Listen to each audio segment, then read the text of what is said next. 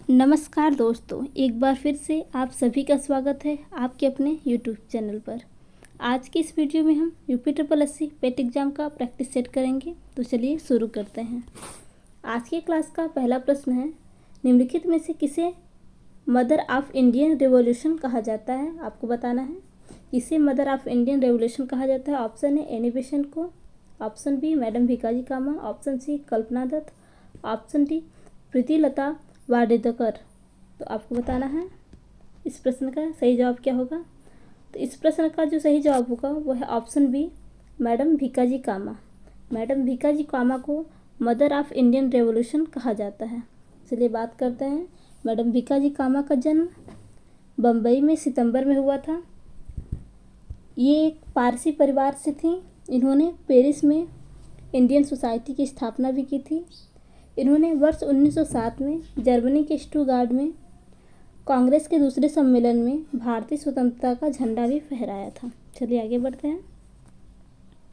प्रश्न संख्या 2, सुदर्शन झील का निर्माण किस शासक के काल में हुआ था? आपको बताना है किसके शासन काल में हुआ था। ऑप्शन ए अशोक के, ऑप्शन बी बिंदुसार के, option C Samudragupta, option D Chandragupta. इस प्रश्न का जो सही जवाब होगा वो है ऑप्शन डी चंद्रगुप्त। चंद्रगुप्त के शासनकाल में सुदर्शन झील का निर्माण हुआ था। चलिए आगे बढ़ते हैं। प्रश्न संख्या 3, पुष्यभूति राजवंश की वंशावली अधोलिखित किस राजा के नाम से प्रारंभ होता है? आपको बताना है। Option A Prabhakar Vardhan, option B Rajyavardhan, option C Naravardhan, option D Adityavardhan. तो प्रश्न संख्या 3 का जो सही जवाब होगा वो है ऑप्शन सी नरवर्धन। पुष्यभूति राजवंश की वंशावली इस वंश के शासक नरवर्धन से प्रारंभ होती है। चलिए आगे बढ़ते हैं।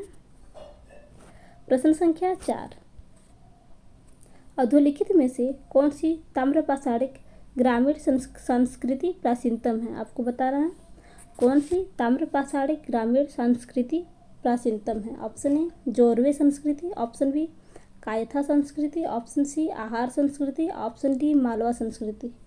तो प्रश्न संख्या 4 का जो सही जवाब होगा वो है ऑप्शन सी आहार संस्कृति। भारत की ताम्रपाषाणिक ग्रामीण संस्कृति में आहार संस्कृति सबसे प्राचीन ग्रामीण संस्कृति है। चलिए आगे बढ़ते हैं।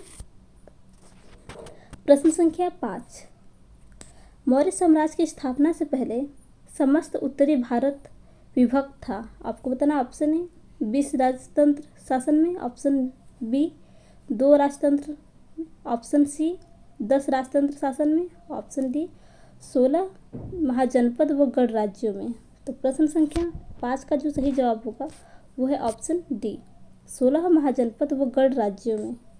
मौर्य साम्राज्य की स्थापना से पहले समस्त उत्तरी भारत 16 महाजनपद व गढ़ राज्यों में विभाजित था। चलिए बात करते हैं। 16 महाजनपदों की जानकारी बौद्ध ग्रंथ अंगुत्तर निकाय से मिलती है। यह महाजनपदों में अंग, मगध, काशी, वत्स, अस्मक, कम्बोज, कुरु, मत्स्य, मल्ल, सुरसेन, पांचाल, चेंदी, गांधार, वज्जी, कोसल, अवंती आदि आते थे। चलिए आगे बढ़ते हैं। प्रश्न संख्या 6, महात्मा गांधी ने अर्थव्यवस्था की वकालत की। आपको बताना है ऑप्शन ए स्थानीय, ऑप्शन बी केंद्रीकृत, ऑप्शन सी विकेंद्रीकृत, ऑप्शन डी ग्लोबल। तो आपको बताना है प्रश्न संख्या 6 का सही जवाब क्या होगा। तो प्रश्न संख्या 6 का जो सही जवाब होगा वो है ऑप्शन सी विकेंद्रीकृत। महात्मा गांधी ने विकेंद्रीकृत अर्थव्यवस्था की वकालत की थी। चलिए आगे बढ़ते हैं। प्रश्न संख्या 7, अलीगढ़ मुस्लिम विश्वविद्यालय की स्थापना किसने की थी? Option A Syed Ahmad Khan, option B Mohammad Ali Jauhar, option C Mohammad Iqbal, option D Syed Ameer Ali. तो आपको बताना है प्रश्न संख्या 7 का सही जवाब क्या होगा। तो प्रश्न संख्या 7 का जो सही जवाब होगा वो है option A Syed Ahmad Khan. Sir Syed Ahmad Khan ने अलीगढ़ मुस्लिम विश्वविद्यालय की स्थापना की थी। इसकी स्थापना का उद्देश्य मुस्लिम युवाओं को अंग्रेजी तथा विज्ञान विषयों की गुणवत्ता की शिक्षा प्रदान करना था। चलिए आगे बढ़ते हैं।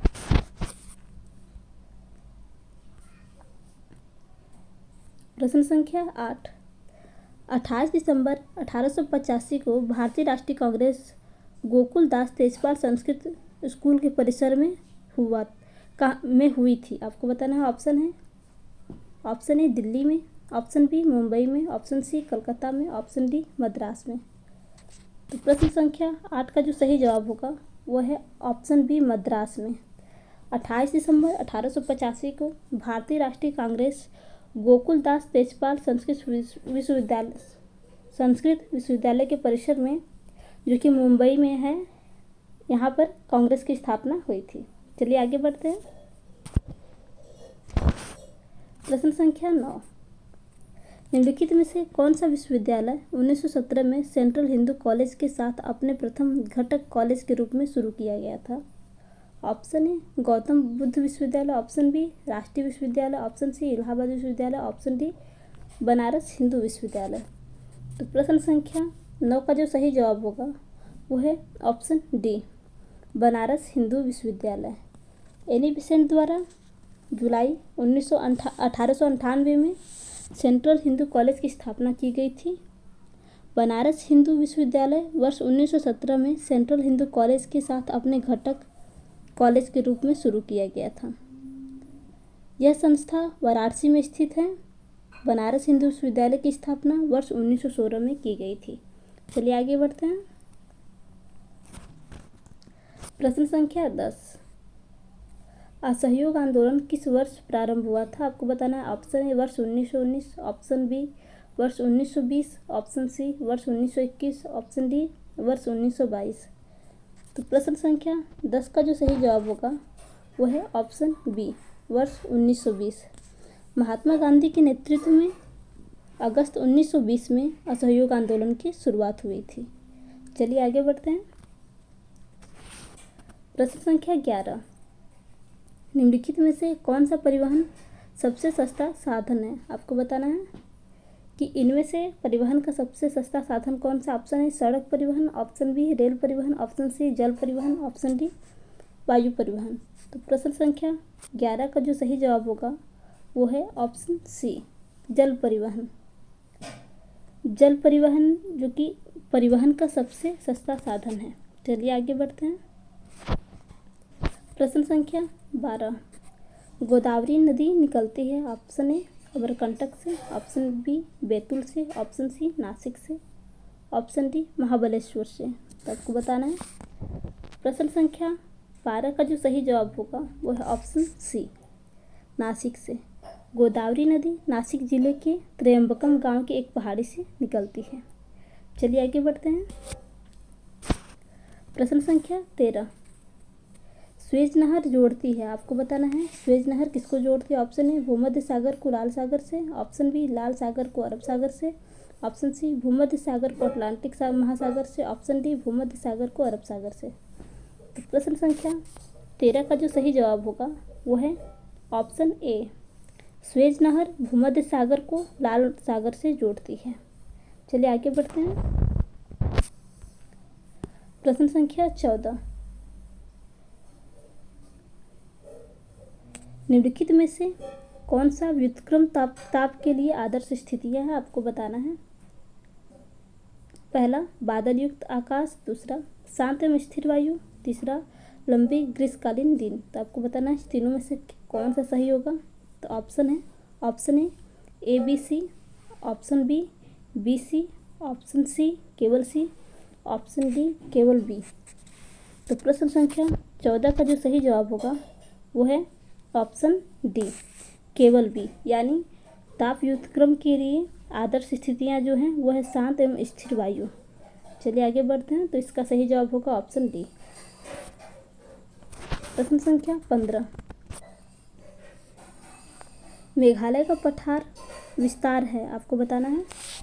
प्रायद्वीपीय पठार, option B Aravalli, option C Himalaya, option D Tibet का पठार। प्रश्न संख्या 15 का जो सही जवाब होगा वो है ऑप्शन ए प्रायद्वीपीय पठार।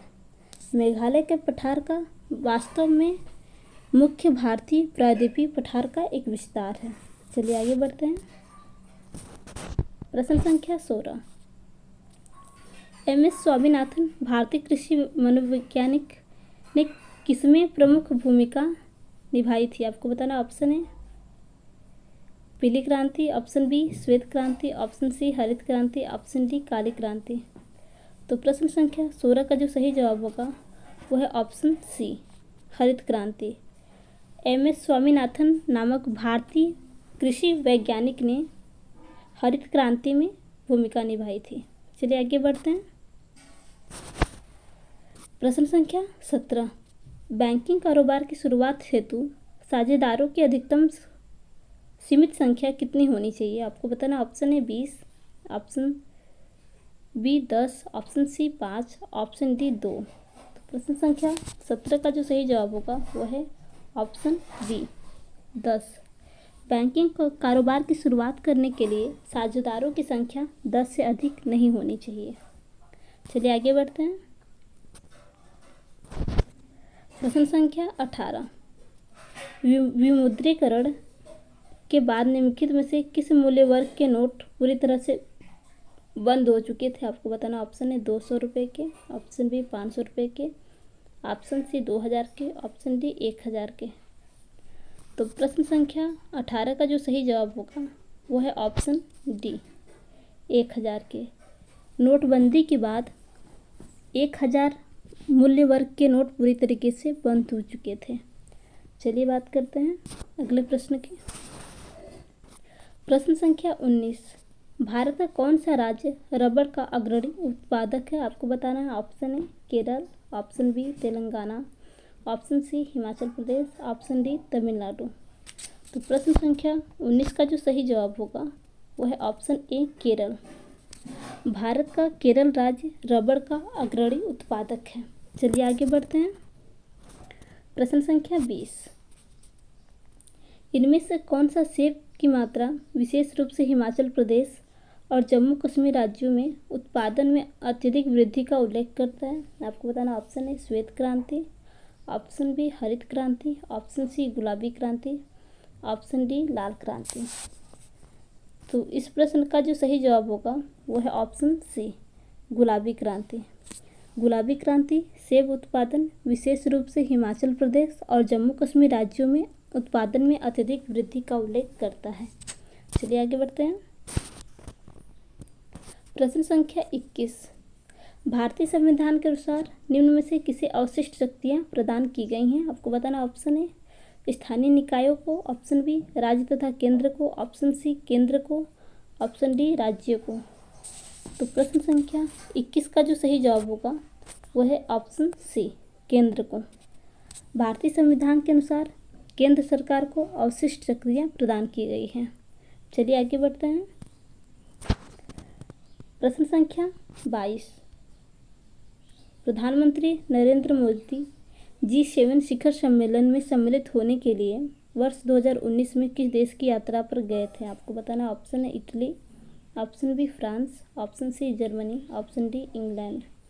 तो प्रश्न संख्या 22 का जो सही जवाब होगा वो है ऑप्शन बी फ्रांस।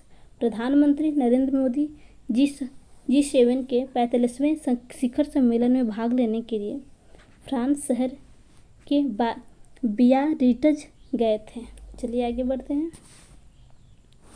प्रश्न संख्या 23, भारत के सर्वोच्च न्यायालय में न्यायाधीशों की संख्या कितनी है? आपको बताना है। ऑप्शन है 34, option B 33, option C 31, option D 30। तो प्रश्न संख्या 23 का जो सही जवाब होगा वो है ऑप्शन ए 34। भारत के सर्वोच्च न्यायालय में न्यायाधीशों की संख्या 34 है। चलिए आगे बढ़ते हैं। प्रश्न संख्या 24, लुक ईस्ट पॉलिसी का एक्ट ईस्ट पॉलिसी में परिवर्तन कब हुआ? आपको बताना है। ऑप्शन है दिसंबर 2015, ऑप्शन बी नवंबर 2015, ऑप्शन सी दिसंबर 2014, ऑप्शन डी नवंबर 2014। तो प्रश्न संख्या 24 का जो सही जवाब होगा वो है ऑप्शन डी नवंबर 2014। लुक ईस्ट पॉलिसी का एक्ट ईस्ट पॉलिसी में परिवर्तन नवंबर 2014 में किया गया था। चलिए आगे बढ़ते हैं। प्रश्न संख्या 25। उत्तर प्रदेश जमींदारी उन्मूलन और भूमि सुधार अधिनियम 1950 अंतर्निहित है, आपको बताना है। ऑप्शन ए 12वीं अनुसूची में, ऑप्शन बी 11वीं अनुसूची में, ऑप्शन सी 10वीं अनुसूची में, ऑप्शन डी 9वीं अनुसूची में। तो प्रश्न संख्या 25 का जो सही जवाब होगा वो है ऑप्शन डी 9वीं अनुसूची में। उत्तर प्रदेश जमींदारी उन्मूलन और भूमि सुधार अधिनियम 1950 का संबंध भारतीय संविधान की 9वीं अनुसूची से है। चलिए आगे बढ़ते हैं। प्रश्न संख्या 26। चेचक के विषाणु का नाम बताइए। आपको बताना है। Option A bacillus typhosus, option B vibrio cholerae, option C entamoeba histolytica, option D variola virus. तो प्रश्न संख्या 26 का जो सही जवाब होगा वो है ऑप्शन डी वेरिओला वायरस। चेचक का एक विषाणु जनित बीमारी है जो कि वेरिओला वायरस के कारण होती है। चलिए आगे बढ़ते हैं। प्रश्न संख्या 27। शेफर विधि का प्रयोग किया जाता है, आपको बताना। ऑप्शन ए टांग की हड्डी टूटने पर, ऑप्शन बी सामान्य मूर्छा या बेहोशी आने पर, ऑप्शन सी पसली की हड्डी टूटने पर, ऑप्शन डी रोगी के पानी में डूबने पर। तो प्रश्न संख्या 27 का जो सही जवाब होगा वो है ऑप्शन डी रोगी के पानी में डूबने पर। शेफर विधि का प्रयोग रोगी के पानी में डूबने पर किया जाता है। शेफर एक कृत्रिम सांस देने की विधि है। चलिए आगे बढ़ते हैं। प्रश्न संख्या 28। संपोषणी विकास की संकल्पना की व्याख्या सर्वप्रथम किसमें की गई है, आपको बताना है। ऑप्शन ए प्रथम पृथ्वी सम्मेलन report, option B Brundtland commission report, option C विश्व विकास रिपोर्ट, ऑप्शन डी मानव विकास रिपोर्ट। तो प्रश्न संख्या 28 का जो सही जवाब होगा वो है option B Brundtland commission report. संप्रेषण विकास की संकल्पना की व्याख्या सर्वप्रथम 1984 में ब्रांडलैंड कमीशन रिपोर्ट में प्रकाशित हुई थी। चलिए आगे बढ़ते हैं। प्रश्न संख्या 29। क्रॉम्पटन शिफ्ट निम्नलिखित में से किस पर निर्भर करती है। ऑप्शन ए आपतित विकिरण पर, ऑप्शन बी प्रकीर्णन पदार्थ की प्रवृत्ति पर, ऑप्शन सी प्रकीर्णन के कोण पर, ऑप्शन डी आवृत्ति के आयाम पर। तो प्रश्न संख्या 29 का जो सही जवाब होगा वो है ऑप्शन सी प्रकीर्णन के कोण पर। क्रॉम्पटन शिफ्ट प्रकीर्णन के कोण पर निर्भर करती है। चलिए आगे बढ़ते हैं। प्रश्न संख्या 30। निर्दिष्ट प्रवाहकत्व की इकाई है, आपको बताना है। Option A siemens semi, option B ohm semi square, option C siemens semi cube, option D siemens semi. तो आपको बताना है प्रश्न संख्या 30 का सही जवाब क्या होगा। तो प्रश्न संख्या 30 का जो सही जवाब होगा वो है ऑप्शन डी, एक मिनट, ये वो होगा ऑप्शन डी सीमेंस प्रति सेमी। निर्दिष्ट प्रवाहकत्व की इकाई सीमेंस प्रति सेमी है। तो दोस्तों, अगर आपको आज की वीडियो अच्छी लगी हो तो वीडियो को लाइक तथा चैनल को सब्सक्राइब करना ना भूलिएगा। धन्यवाद।